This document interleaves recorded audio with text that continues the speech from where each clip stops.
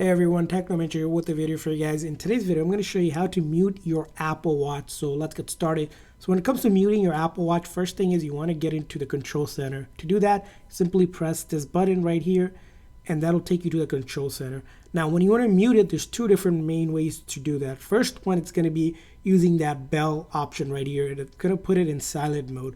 With silent mode, it mutes all sound but allows screen to light up whenever you raise your Apple Watch on your wrist.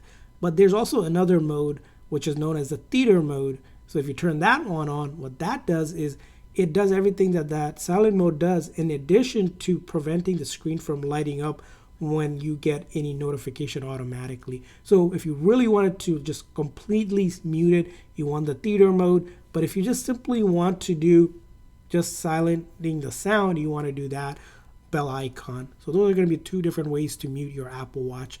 And to unmute, you can simply tap on it and go back to the normal setting. So that's how you do it. I hope this video was helpful. If so, please consider a like and subscribe button for more tips and tricks for your Apple Watch. We'll see you guys next time.